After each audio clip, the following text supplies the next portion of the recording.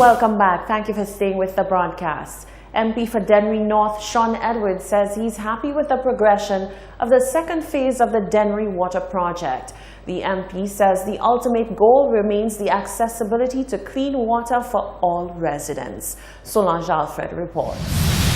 With the second phase of the Dennery Water Project underway, MP for Dennery North, Sean Edward, is praising the commitment of the government of Mexico for getting the ball rolling on the project to bring clean and readily accessible water to the people of Dennery.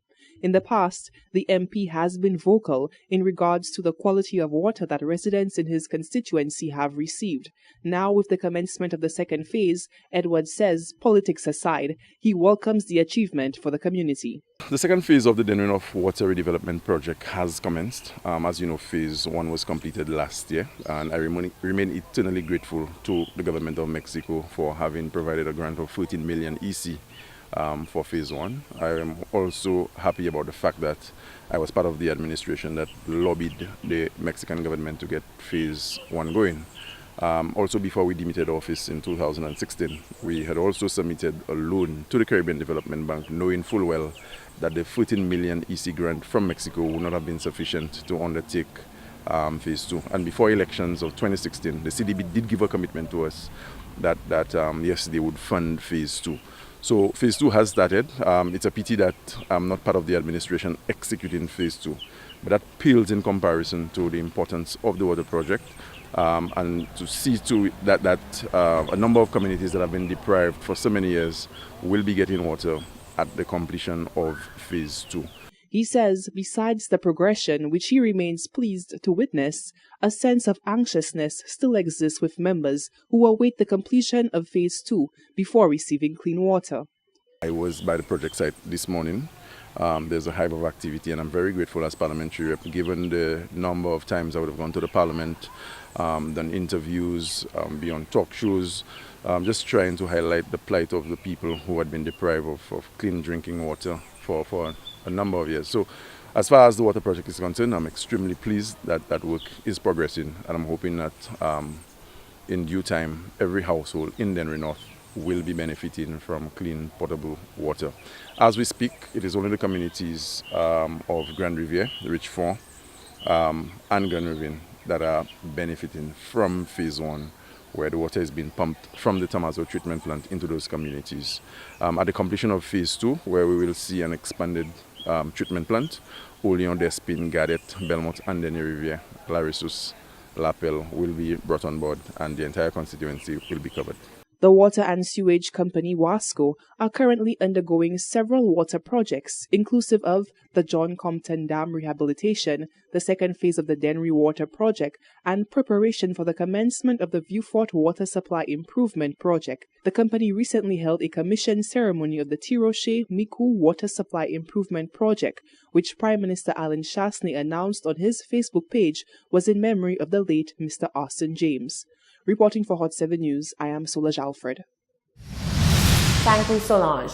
Jazz filled the air in Grand Riviere over the weekend, and the MP for Grosley is expressing his delight over the initiative. Meanwhile, musicians from Sister Isle, Dominica, say their participation was outstanding. The Grand Riviere community came alive on Sunday with the Grand Riviere Jazz All-White Affair. The festival was held at the Grand Riviere playing field and featured a host of local acts, including Alpha and Rob Zion Finesse, as well as Triple K from Sister Island, Dominica. Grosley MP Leonard Spider-Montoute said he was happy with the overall initiative and hopes that the community will continue to get such opportunities. He also expressed plans to use such ventures to promote local artists. I'm very pleased that they were able to pull it off. I think it has been successful. When I look at what is happening here, I like the ambience, I like the atmosphere, and the crowd response has been very good to it. I'm hoping that this becomes an annual affair, and that next year, not only will we have a repetition of jazz in Grand Riviere, but that we'll resume jazz in Moshi as well. What we want is to bring our locals to the forefront and expose the local talent as much as possible. And so that is a conscious effort in ensuring that we give our locals visibility and that we give them the promotion that they deserve. I'm hoping that come next year, not only will there be a few additional venues, but there will be many more local artists who will get an opportunity to make it on the jazz stage and on main stage. Chief Executive Officer of the Castries Constituency Council, Wilfred Pierre, was on site enjoying the festivities. He said he sees great potential in the initiative. I'm enjoying it. The thing is, it's a new initiative, and our city council has partnered also with the Grosselet City, the Grosselet Council, and I think it's something that is really going to develop. It has just started, and I think it has a long way to go, and I think the future for it is bright. So we really enjoyed ourselves, my brother, myself, and some of our friends. And as I said, it's an initiative that I think it's a long way. It just started, and I think it's going to go a long way. Triple K band members Cornell Phillip and Wayne Benji Benjamin said it was a joy for them to be a part of the festival and promised that this would not be their last performance in St. Lucia. It's the band, I think, third or fourth time performing here in St. Lucia, and I think for its third or fourth time, it's been a wonderful reception. The people get to know a little more about the music, and I think with time they will get to know about the music, and it will be better for the band. But I mean, it's a step into the right direction. Will you be coming back to St. Lucia? Do you all take the fact that you'll be coming back to St. Lucia to play again? Yeah, man. Because I also decided the movement from the crowd.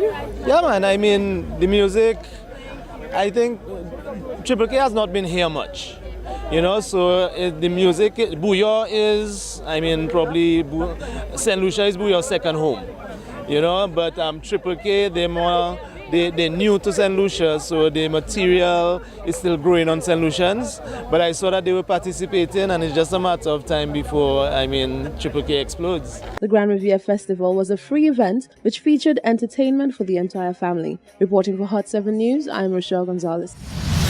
Thank you very much, Rochelle. The community of Dennery has not one but two contestants vying for a chance to be crowned Miss National Carnival Queen 2019. The constituency is no stranger to reigning supreme in various pageants. However, with double the chances, the MP for Dennery North, Sean Edwards, says support will be rallied to ensure the two beauties from Dennery have a support system like no other. Well, I must say, when I got news that two young ladies from my constituency, Miss Dennis and Littleville respectively, who were selected to be part of the National Carnival pageant, I was very, very excited. I know them well enough. They have been involved in pageantry for some time, and I'm extremely confident about their chances. The one thing I will tell you is that we will spend no effort in Dennery North to ensure that they get all the community support that they will need. We will take mobilization to a new level, and I am absolutely certain that on the night of competition we will have a very solid presence at the venue to cheer those girls on. The Dennery North MP says he wishes all of the young ladies much success. However, he's keeping his fingers crossed that the crown will go to either one of the young ladies from Dennery. I do not want to take sides in terms of who I think should win, but I am extremely optimistic that given the amount of talent that we're bringing there in these two individuals, that I'm very, very confident, as would most constituents be, that the crown will be coming to Denver. 8 young ladies will vie in this year's competition. In other news, the Sir Arthur Lewis Community College, SALCC, continues to make strides to provide students with quality education through partnerships with reputable universities in the region and around the globe. The Sir Arthur Lewis Community College recently signed a Memorandum of Understanding with Johnson & Wales University, an institution with which the college has had a long-standing relationship. Both parties aspire to create a new relationship which will be global, strategic, and transformational, and will enhance the learning experience of their respective student communities. The new MOU will develop pathways to provide students from both institutions the option of doing semesters abroad at each other's institutions. It will also develop academic collaboration for students and faculty exchange programs. It will explore opportunities for joint research programs and develop academic pathways for students of Sir Arthur Lewis Community College to pursue undergraduate and postgraduate programs at Johnson & Wales University. The current life of the Memorandum of Understanding is 3 years. Road markings from Groseley to Castries along the Castries-Groseley Highway are scheduled to commence on Tuesday, the 14th of May. These markings include the remarking of the edge and center lines. Motorists are asked to be cooperative and to be guided by the road signs, cones, and to pay attention to the flaggers who will be on location. Work is expected to commence in the morning and last into the evening. The Department of Infrastructure, Ports and Energy has apologized for any inconvenience which may be caused as a result of the roadworks, but says these works are necessary as it continues to implement projects aimed at improving road safety. You're watching the Hot 7 Nightly News. Tennyson Glasgow is up next with all the sporting action.